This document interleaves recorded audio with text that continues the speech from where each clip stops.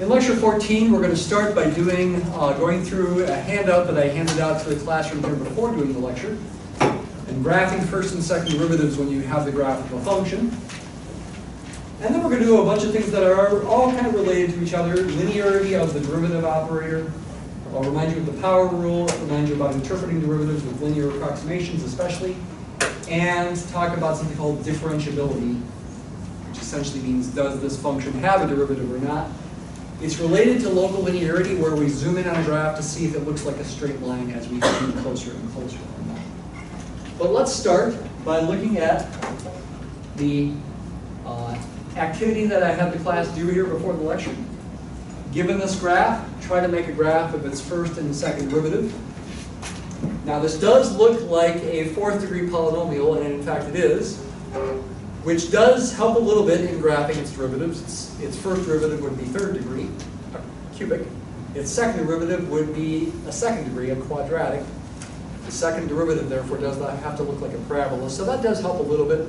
But you should be able to try to draw the graphs without assuming this is a fourth degree polynomial. The key thing is you have to look at the slopes, okay? And probably most importantly at the start is to identify where the slopes are equal to 0. Where is the tangent line horizontal? So essentially my hand is going to be like the tangent line. Following this curve, it's very steep at first with a negative slope, so the derivative will have a large negative value, far from 0. But then it gets shallower and shallower here. The slope gets closer to 0 until right about there, when x is about -1, the slope is 0. The tangent line is horizontal. If you zoomed in near this point right there, it would look more and more like a horizontal line. Then the slope becomes positive, then goes back down towards 0 and evidently reaches 0 again right about here when x is 2. The tangent line will again be horizontal. The derivative will have a 0 output, and then become positive again. So if you're going to roughly sketch the graph of the derivative, you'd want to put a point here at about -1, a point here at about 2, where this graph is horizontal. The graph would be negative when x is less than -1, then positive when x is between -1 and 2, goes back down to 0 when x is 2 because the tangent line is horizontal there, before going back up again. That would be a rough graph of the derivative, and probably on an exam I would be satisfied with a rough graph. Getting where it's equal to 0 right, getting where it's positive and negative right, and maybe one other subtlety. That other subtlety being where is the graph highest for the derivative over here. It's going to be highest when in between -1 and 2 here, where the slope is biggest. That's hard to tell exactly. Maybe right around here, maybe just slightly to the right of 0. It might be where the slope is highest, so the derivative should be highest in value up there. And you can try to estimate that slope as a rise over run to try to estimate how high the graph of the derivative is. I'm going to have Mathematica do this now in a visual way for you.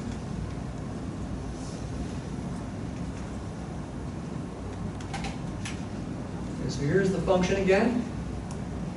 I made an animation where I can change a, essentially the point where I'm thinking about the derivative, as a increases. The point in question, a is the value of x, the point in question. You can see it now on the graph. You can see I've drawn a little mini tangent line there. The slope of that line would be the value of the derivative there. Let's try to estimate the slope a little bit more precisely here. Rise over run. At this point, the rise is approximately 2, you can tell, right? Because it's going, -2. Because it's going from about, I'm just looking at this red line segment here, it's going from about 3.9 to about 1.9. Down by 2. The rise is -2. How much is the run? It's pretty small. It would be the x-coordinate of that point minus the x-coordinate of that point, which would be about maybe 0.2 or so. So it appears to me that the slope of that line is in the ballpark of perhaps -2 over 0.2, about -10. So you don't see the derivative yet. Its graph would be down at -10. As I move to the right, though, the point moves, and I get to a certain point, and I can see the graph of the derivative right now. So evidently, the output of the derivative there is about negative 5.3 or so. That would be the slope of this line segment. And you can try to do rise over run to try to estimate it more precisely.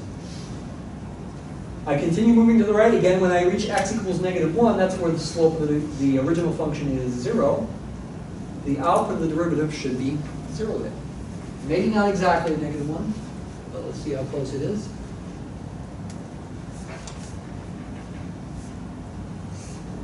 Right about there. Yeah, it looks like it is at -1. When a is -1, the tangent line is horizontal, the output of the derivative is 0. Then it becomes positive, and again, I'm guessing that it's going to get maximized when x is perhaps slightly to the right of 0. That's where the red graph will be the highest, where the slope of the little red line segment will be highest.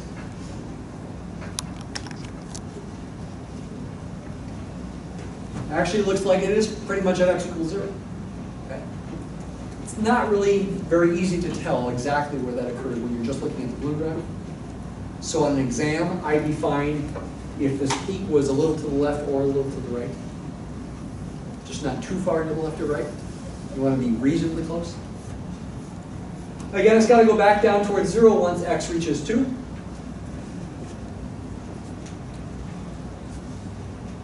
Now the slope of that little red line segment, that mini tangent line, is 0. And then it becomes positive again. So the red graph is the graph of the derivative, and you can see it does look like a cubic. The second derivative is the graph, is the derivative of the first derivative. So I need to think about slopes of the red graph to draw the second derivative. I will show you another new graph. And by the way, if you're trying to draw these carefully, which you should try to get them to be reasonably accurate as far as their output values. So the slope of the red curve now, which starts out positive, that little green line segment now is a tangent for the red curve at that black dot. That's a positive slope, so its derivative must be positive in value. We're going to see the graph of the second derivative in green coming from positive values downward as a continues to increase. There it is. The green graph up there, that is the second derivative. For example, right now its output is about 5.7 or something. The slope of the red graph here at this black dot is about 5.7 or so. Check it with rise over run approximately. When is the green graph going to be minimized? And will it ever equal 0? Let's keep going. You hopefully recall from the previous picture that the red graph did have a local maximum at x equals 0. And its tangent line, that little green line segment, is flat at its maximum. So yes, the green graph, the graph of the second derivative, must have a 0 output there. Its graph must go through the origin. Then the red graph did go back down, so its tangent line had a negative slope, so the green graph has to go negative.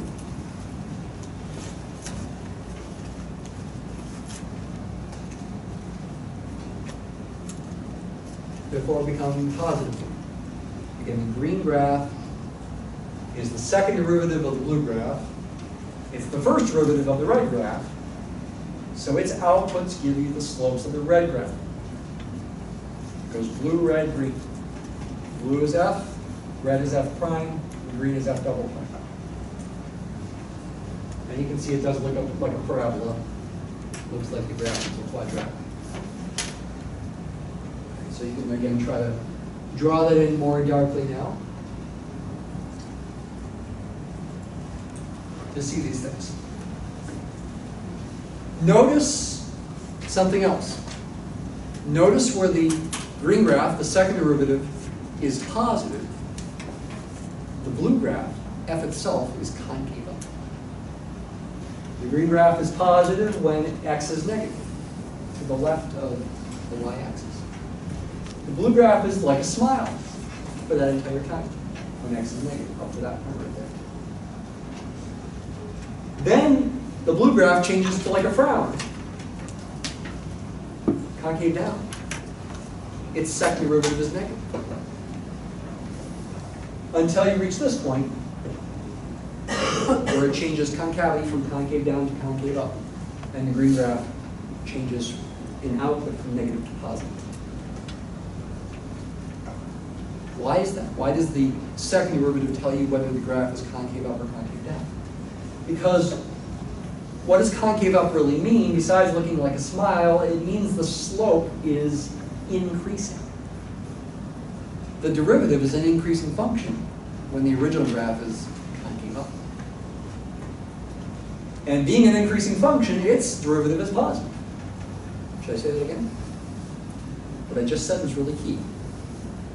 The blue graph is concave up over here, so the slope of its tangent continues to increase.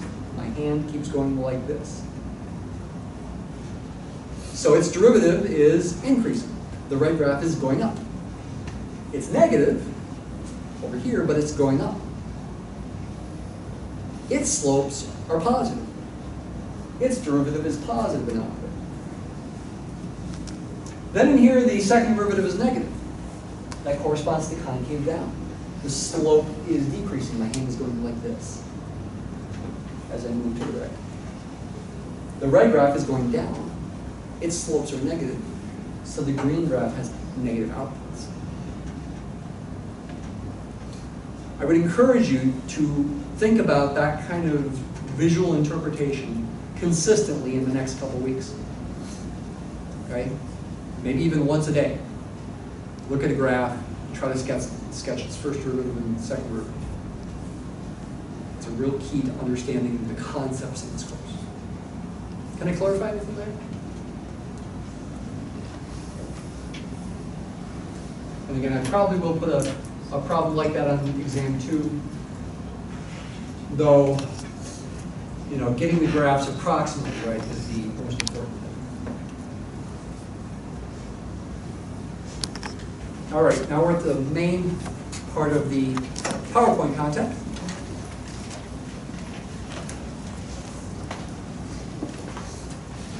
There's a number of ways of viewing derivatives. You can view them as limits. You can view them as slopes of tangent lines, essentially defining the slope of the tangent line. You can view them as functions that can be graphed, like we just did. Rates of change. You can also view the derivative as what I'm calling an operator. And it's related to Leibniz notation, or it can be related to Leibniz notation is a better way to say that. Instead of using the prime symbol, f prime of x, sometimes people use this symbol. Right there. When you see that, don't say d divided by dx. Say d dx. And I know that's kind of funny, but say that. D dx. What does it represent? In this operator idea, it means take the derivative with respect to x. It's just, in a sense, telling you what to do. Think of it as directions. D dx, take the derivative with respect to x of whatever's to the right of it. Whatever function is to the right of it. Often in parentheses. You can think of the prime as an operator as well. I can write something like this.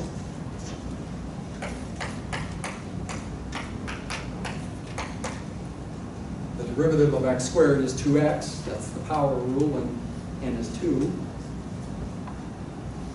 With this d dx notation, I write it like this. The derivative with respect to x of x squared is 2x. These mean the same thing. Okay? This one's a little superior in a certain way, though. It's superior in specifying which variable you're differentiating with respect to. Because, for example, it's possible your function might involve more than one independent variable. Multivariable calculus.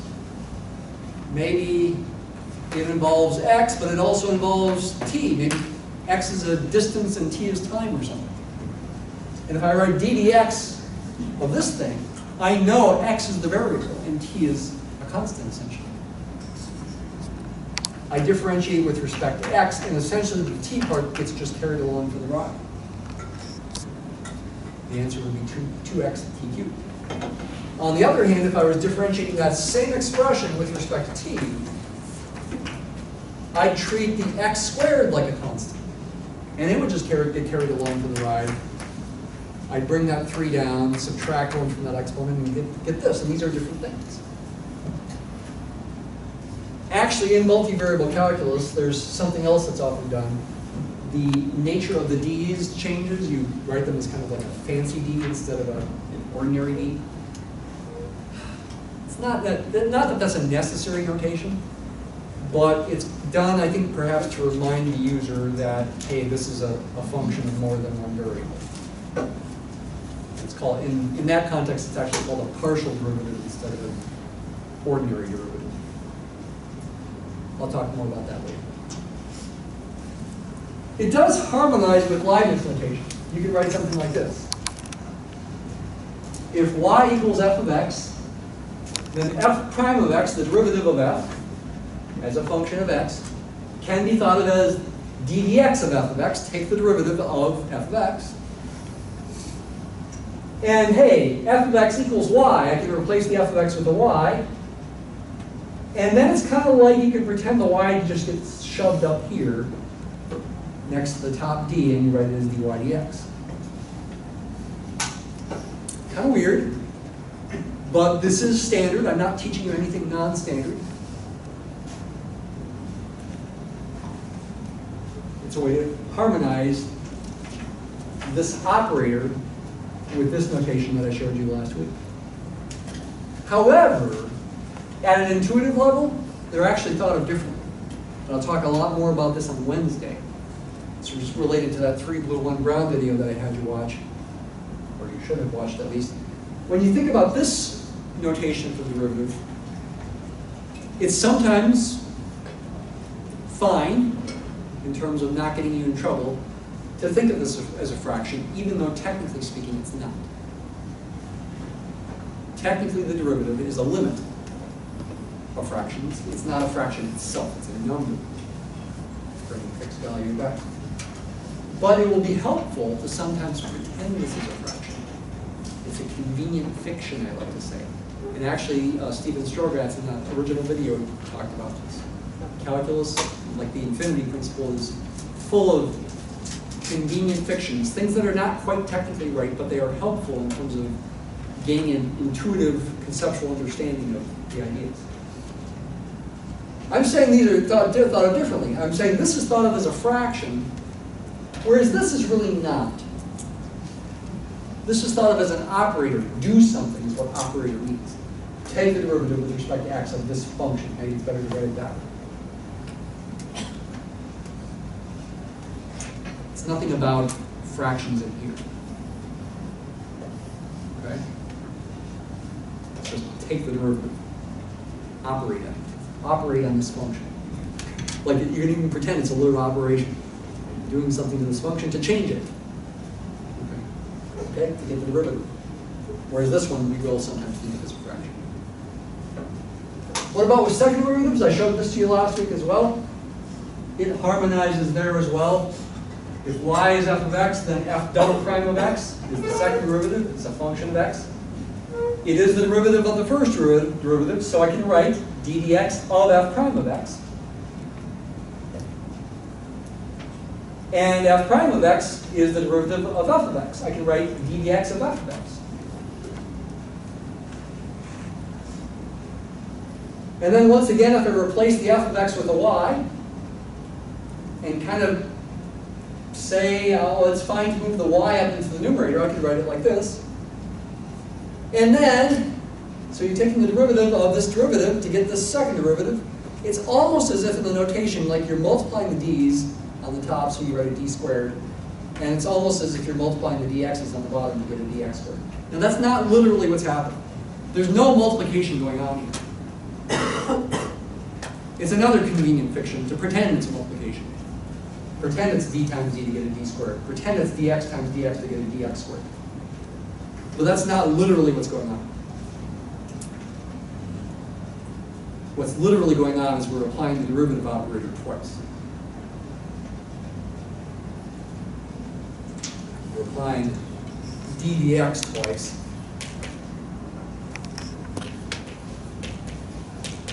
It's almost as if it's actually the d dx that's getting squared. Because we're applying it twice. Again, not a literal multiplication. There's no multiplying going on. It's applying an operator twice. Using it twice. But it is standard notation, so you need to know about it.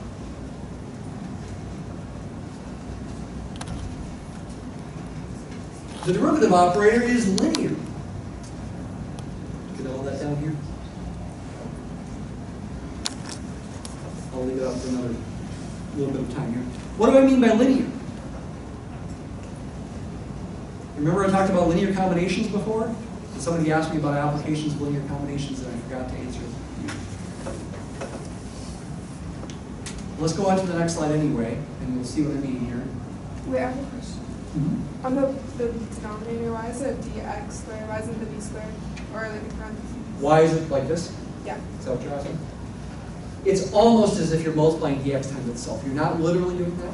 Why isn't the d squared too? It's almost like you're multiplying d times itself. dd is d squared. But the y is not d squared. But in the denominator. Okay, yeah. You could write this, but that's unpleasant to do. Is that what you address your question? Yeah. Yeah. You could write that, but that's kind of just unpleasant to do. Think of dx as one quantity, just like delta x is one quantity. That's just kind of a pain to do, so we don't bother doing it. So it's another point of confusion sometimes. Thanks for bringing that up. It's a good question. The derivative of a linear combination is the corresponding linear combination of the derivatives. Just like the limit of a linear combination of functions is the corresponding linear combination of the limits.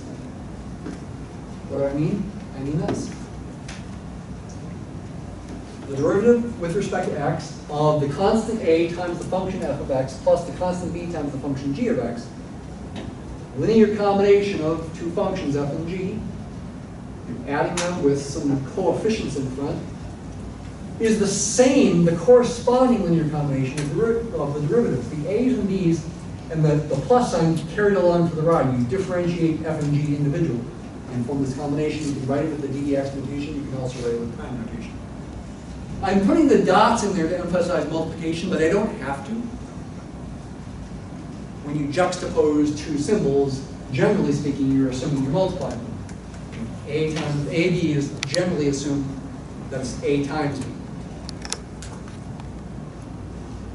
That rule doesn't work with delta x. It's not delta times x. It's just one quantity delta x. Or dx. It's not b times x. It's just one quantity dx.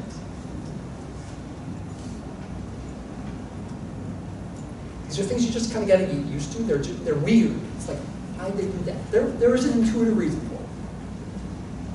But it is standard and you just have to get used to it. I haven't had time to think about applications of linear combinations, though I do know they come up a lot in the differential equations course that I teach. In many situations, and we will talk about differential equations this semester in calculus here.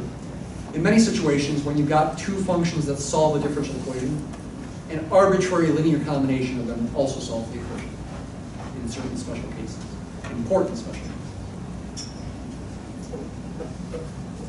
And by the way, again, a and b could be 1, and so then this is really f of x plus g of x. A could be 1 and b could be negative 1. And in that case, it's really f of x minus g of x. The derivative of a sum, f of x plus g of x, is the sum of the derivatives, f prime plus g prime. And the derivative of the difference, f minus g, is the difference of the derivatives, f prime minus g prime. This can be generalized to a linear combination of an arbitrary number of functions. I'm going to use the summation notation in the next line here, the capital sigma that you should have seen before. Here it is. It means add summation. And this is something you will want to get comfortable with, because when we do integrals, we'll be writing summations a lot. Well, let's take a simple example of a summation. If I write this, what does it mean? It means add up these quantities, k squared. First when k is 1, then when k is 2, then when k is 3, then when k is 4, and then stop. This means 1 squared plus 2 squared plus 3 squared plus 4 squared. 1 plus 4 plus 9 plus 16 is what, 30? Is that right? Yeah, 30, but it's a sum. That is very great. Making arithmetic sometimes. I do make arithmetic mistakes sometimes, as you know. I could change this to a k cubed and make this a 5. Then I'd have 1 cubed plus 2 cubed plus 3 cubed plus 4 cubed plus 5 cubed. First k is 1, then it's 2, then it's 3, then it's 4, then it's 5. And add up the results. And you plug in those different values of k, and that does not equal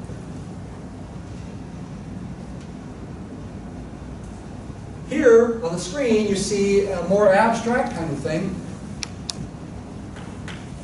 Sum k goes from 1 to n of c sub k, f sub k of x. Well, it's the same principle. First let k be 1, then let it be 2, then let it be 3, then let it be 4, etc. The last value of k will be the top number here, n. Plug in those different values of k into this thing and then add the results. So the first term is c1 f1 of x. The second term is c2 f2 of x. Then c3 f3 of x, and you're adding all these up. I don't know what n is, so I have to put plus dot dot dots. If n were something specific, like 7, I could put all the terms in here. So when you see this symbol here, take the derivative with respect to x of this, it means take the derivative with respect to x of this. And this is saying you can just add up the same corresponding linear combinations of the derivatives. I used the prime notation on the right. I could have used ddx notation. Prime is kind of like a derivative operator as well.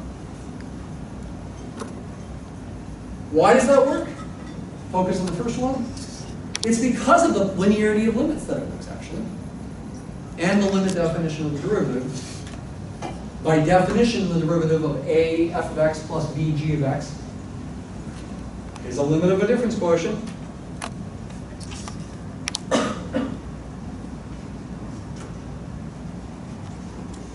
What difference quotient? Of the function in question, a f of x plus b g of x, where you plug in x plus h, minus the function in question, all divided by h. This is nothing more than saying, oh, what letter should I use? If I'm differentiating h, well, I don't want to use h. J of x, j is the function name here. That's the limit as h goes to 0 of j of x plus h minus j of x, all divided by h. It's the same principle as that. The j of x is just complicated in this case. It's a times f of x plus b times g of x. This is j of x plus h, right there. This is j of x. And I want to use, then, the fact that I'm pretending I know the derivatives of f and g. Rearrange this fraction. I'm skipping some steps and use the linearity of limits to write it like this. I'm skipping some steps. I would encourage you to see if you can fill in the steps. I will verbally tell you what I did, but I would encourage you after class to see if you can figure it out. I first of all distributed the minus sign through. I get a minus af of x here and a minus bg of x here. Then I grouped the f of x terms together and factored out an a, and grouped the g of x terms together and factored out a b. And then I would have, break that fraction into two pieces, and I've got a limit of the sum of two fractions. By linearity of limits, that's the limit of the sum, where the a and the b can also be brought out in front. I should say the sum of the limits, sorry. So I skipped some steps there. It would be a good exercise for you to try to fill those in. But this is just the derivative of f at x, and this is just the derivative of g at x. We can make those replacements. So it follows from the linearity of limits that the derivative is also linear. So you better know that the linearity of limits is true, which means if you really want to prove it in the abstract at least, you need to go back to doing epsilons and deltas. We're not going to go there, but just realize in the back of your mind, all this is related to epsilons and deltas. The precise definition of a limit is necessary to prove this in the most general way. Okay, we're not going to go there. You won't have to do that. We're not going to take a break today, an official break. You may want to take 10 seconds just to stretch a little bit here. Take a breath.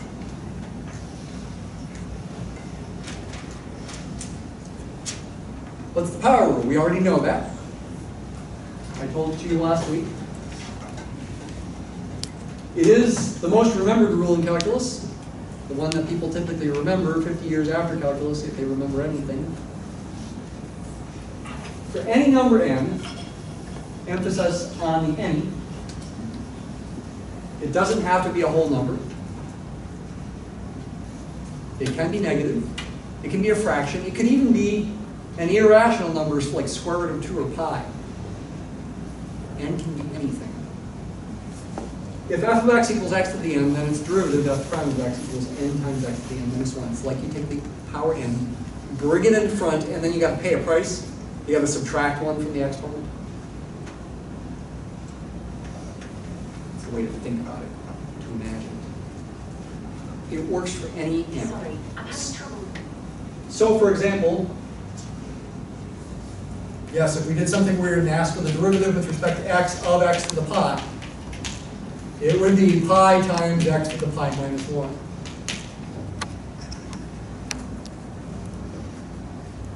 That would be a strange function for an application, but in theory you can do it.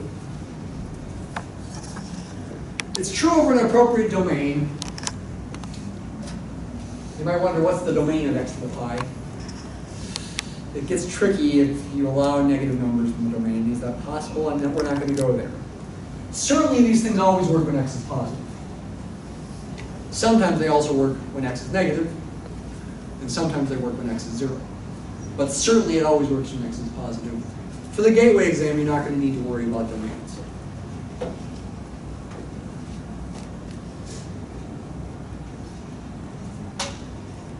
When x is negative, like negative 2, for example, or negative 3, you got to be careful. You know, that thing's only defined when x is non-zero, for one thing. When you bring that negative 3 down and subtract 1 from the exponent, it's not negative 2, right? It's negative 4. Negative 3 minus 1 is negative 4.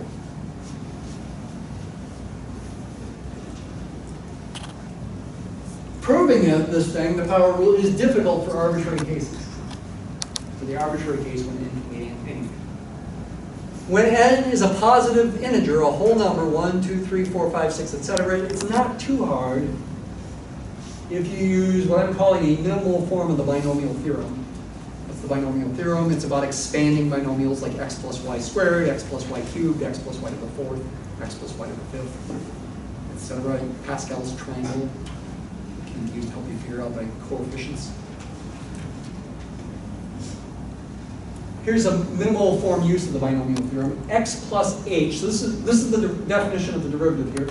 X plus h to the n power when n is, well, just pretend it's bigger than 2. It's like 3 or 4 or 5 or 6.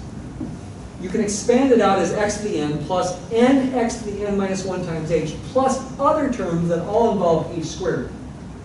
And by that, by saying they all involve an h squared, what I mean is a factor of h squared. They could be h cubed and h to the fourth and h to the fifth, h to the sixth. Those all involve factors of h squared.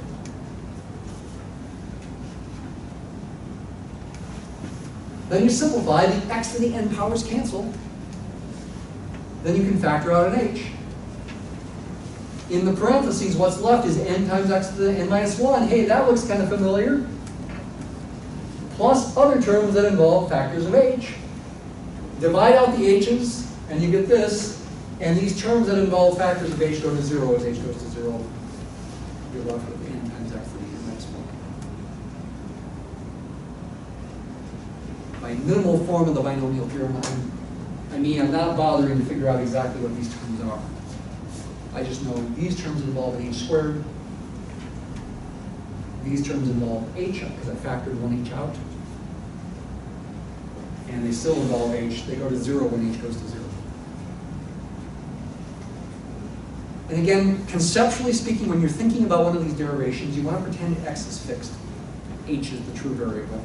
Though at the end, then you go back to saying, hey, now I can think of x as a variable.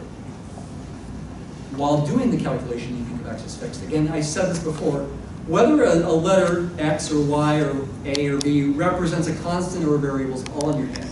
It's all in your mode of thinking.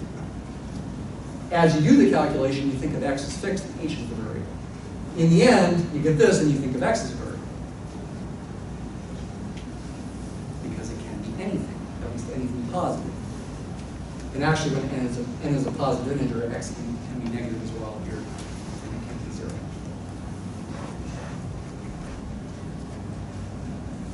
Can I clarify anything there?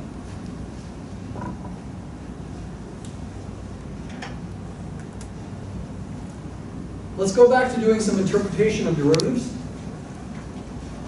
And this will once again emphasize the meaning of derivatives as rates of change, and also emphasize the tangent line approximation.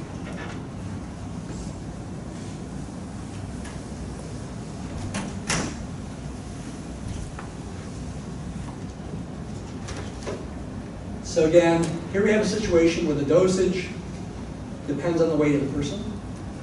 This is an example we looked at last Wednesday very quickly. When people weigh more, they need higher dosage to get the same effect. Okay? So it's an increasing function. I don't know for sure if it's concave down or concave up, or straight. I would guess it's concave down, but that would be a guess. I'm not positive of that. But we're not asked about the second derivative here, only the first derivative, so it's okay. I usually do put questions like this on exam 2 as well. Interpret the meaning of these things. F of 140 is 120. To fully interpret that, you need to give units. The weights are in pounds. LBS, standard abbreviation for pounds. I don't know why. Must be a Latin thing or something. Dosage is in milligrams, right? Milligrams. It's saying a 140-pound person is going to need 120 milligrams of the painkiller for it to be effective.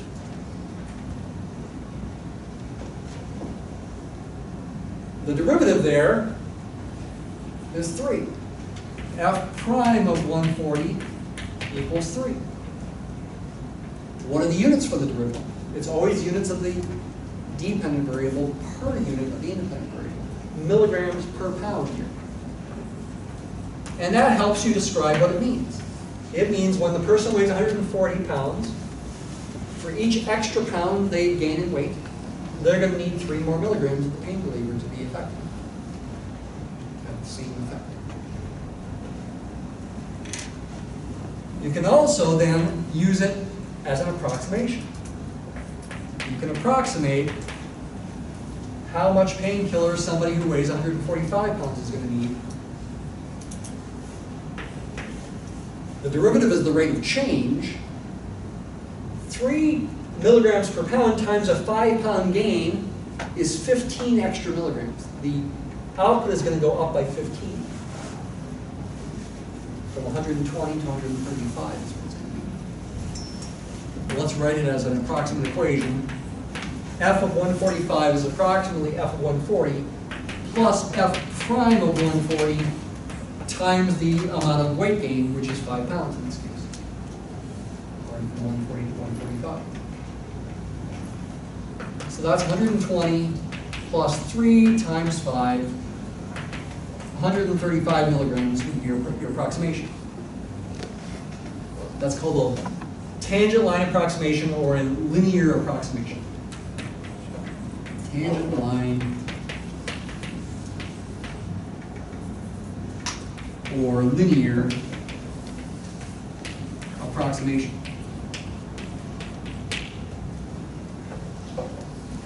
If the graph truly is concave down like this, it's going to give you an answer too big. When W is 145, this number here is the second coordinate on the tangent line. This is going to be 135. The point on the actual graph, because the graph is concave down, is going to be lower. This is going to be a bit too big if the graph truly is concave down. Now, in reality, in real life, when people think about this kind of thing, they only have data. Okay, they gave this person who weighed this much so many milligrams, and they either felt better or they didn't. They gave another person who weighed so much, so many milligrams, and they either felt better or they didn't. They gather a bunch of data, and based on that data, they try to come up with a function that goes through the data, so to speak. Instead of a trigonometric function, for example, like we did with the daylight hours to approximate the data, we have some sort of curve that might look like this. Maybe there is some data in the background, and we're fitting a curve to those data. Maybe we come up with some formula for this function. That would be an approximation.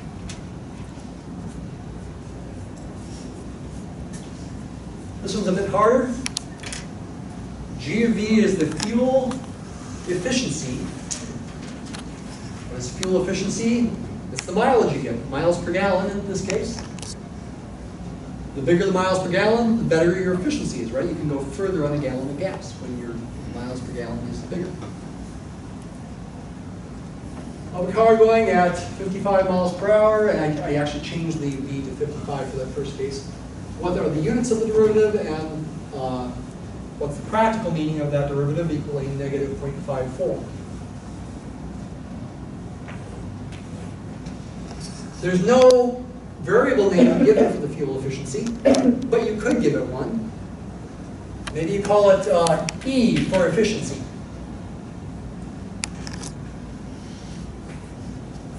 The speed is the independent variable. Probably in real life, probably what this graph looks like is something like this, actually. It's more complicated. There's some sort of speed that's going to give you peak efficiency. This is in miles per gallon. This is in miles per hour. Probably the graph looks something like that. There's an ideal speed for fuel efficiency. It probably varies depending on the type of car. We're pretending here the derivative at 55 is negative. So we're pretending we're in a situation like this. And I guess I've drawn it kind of at the inflection point there, so it's hard to say whether the graph and the tangent is above or below the curve. Let me draw a little further over here.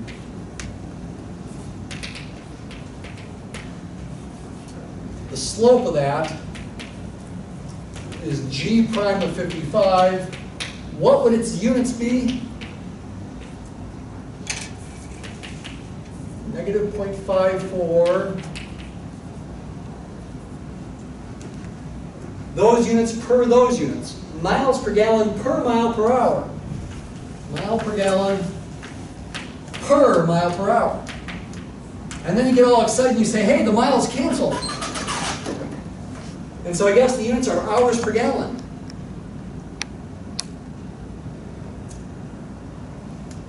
That's probably not the best way to think of it, though. It's probably best to leave it like that. Miles per gallon per mile per hour. To interpret its meaning, it means when you're going 55 miles per hour, for every extra mile per hour you increase your speed, your fuel efficiency goes down by about half a mile per gallon. Does that make sense? So for example, if you're getting 30 miles per gallon, when you set the cruise control on 55, if you decide to tick it up to 56, you're going to lose this many miles per gallon. You'll get about 29.5 miles per gallon instead of 30 miles per gallon.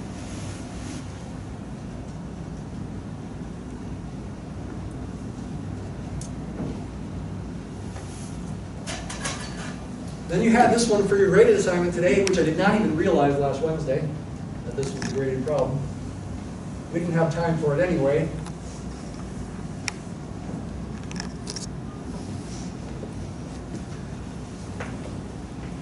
Revenue, which they're calling C for some reason, is a function of the advertising expenditure. They're both in thousands of dollars. And that's a little tricky as well, because probably you should emphasize this is in thousands of dollars of revenue, and this is in thousands of dollars of advertising to be a bit more precise about it.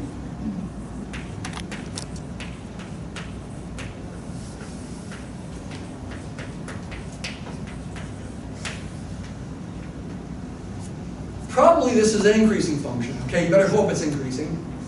The more money you spend on advertising, the bigger your revenue is.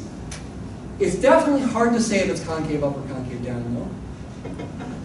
Again, if I had to guess, I'd actually probably guess concave down.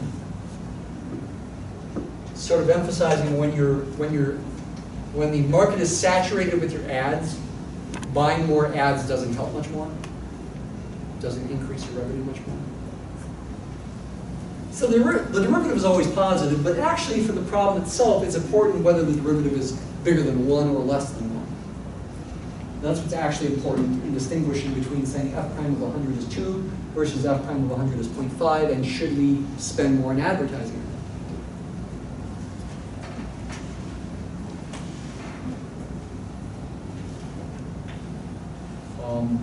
Did I say what f of 100 equals?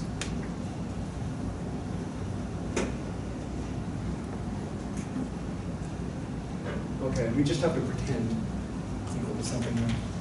Maybe f of 100, if you spend $100,000 on advertising, is 500. You get $500,000 of revenue. The derivative here, again, gives you the rate of change. If f prime of 100 is 2, that would mean f of 101 is approximately f of 100, 2, plus, 500, plus the derivative, the rate of change, times the change in the amount of advertising. Delta A is 1 here. This can be multiplied by 1. This would be 500,000 plus 2 times 1. $502,000 of revenue. You spent $1,000 on advertising, more than you did before, and you got $2,000 more of revenue. That's good. You gained 1,000. Your extra revenue is 2,000. Extra expenses 1,000. Your net gain is 1,000. On the other hand, if this is 0.5,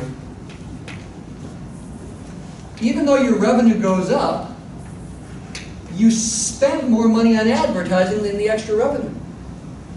So here's not the sign of the derivative that matters so much, it's whether it's bigger than 1 or less than 1. That's what you should have seen as you worked on this problem. Does that make sense?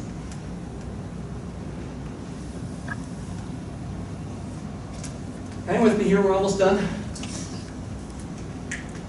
Differentiability, also known as local linearity. A function f is said to be differentiable at x equals a if the derivative f prime of a exists. That's what it means to be differentiable. There's actually sort of some hidden assumptions behind that, though, as well. In order for the derivative to exist, the function does have to be defined close to a, not just at a, for this to make sense. It's sort of a hidden background assumption. Differentiable functions are necessarily continuous. If you know the function is differentiable, it will be continuous. Therefore, if the function has a discontinuity at A, then the function can't be differentiable then.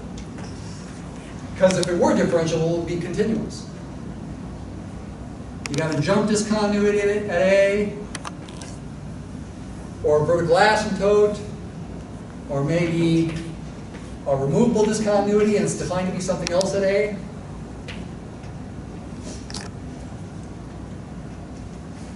Those are discontinuous at A, they're also not differentiable at A. Because differentiable functions are necessarily continuous. If a function is differentiable, it must be continuous. So therefore, if it's not continuous, it can't be differentiable. It's like circular reasoning, because if it were differentiable, it would have been continuous. It might seem like circular reasoning, and you might have heard circular reasoning is bad, but this is actually not bad circular reasoning. It is valid. So if something isn't differentiable, it doesn't have a derivative. Right. It's differentiable if the derivative exists. But there's other ways the derivative can fail to exist. If the graph has a sharp corner in it, like that, like the absolute value functions graph, that would not be differentiable there. It's not smooth.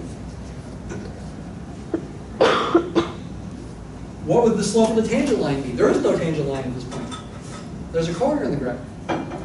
Sometimes the corners look like this as well. Sometimes the graph doesn't have a corner in it, but it's got a vertical tangent line. That's true for the graph of f of x equals x to the 1/3. Whereas derivative, by the way, by the power rule would be 1/3 x to the negative 2/3. At least when x is non-zero.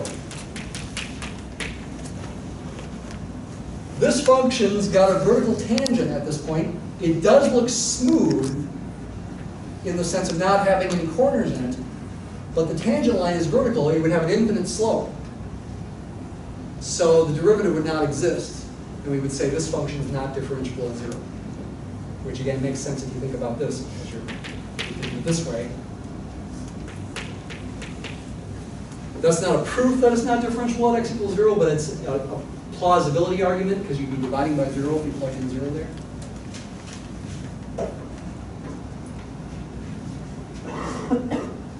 Here's a proof that differentiable functions are necessarily continuous. I'll let you look at that before class on Wednesday. Give me a couple more minutes here.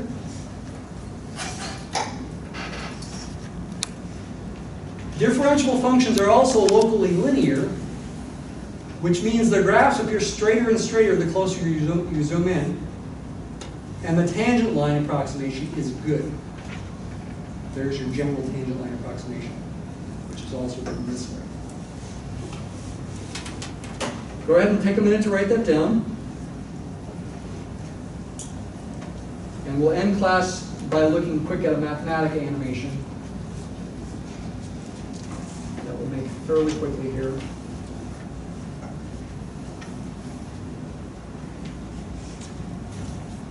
Of a function that's not differentiable at a certain point. Be careful. In the purely graphical problems in this section, if the graph appears to have a corner in it, or a vertical tangent, then it's not differentiable there. But some functions have graphs that look like they have corners, like this one on this page. But if you zoom in, it's actually not a corner. You'll see what I mean if you actually look at this problem and zoom in on this. I'm looking at the page that has the problems for section 2.6 here. I'll put the slide back up here, but I'm going to go to the Mathematica. I'll put it back up after I do the Mathematica.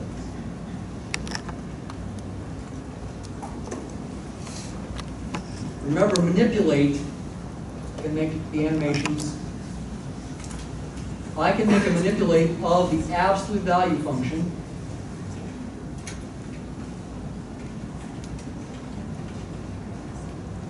Oops, but I need a plot in there. Plot.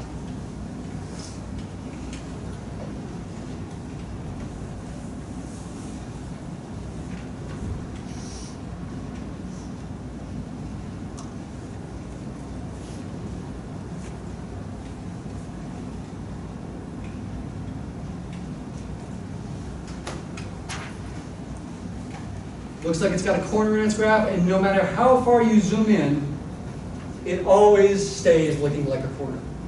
It's not locally linear there. But again, a word of warning, there is an example in section 2.6 down here where it looks locally linear, but if you zoom in close to the point where it looks like there's a corner, it's actually not a corner. So it can be deceiving on the graph based on the scale you happen to be looking at. That's the end of class. I'll put up the last slide here for those who want to finish copying. See you on Wednesday.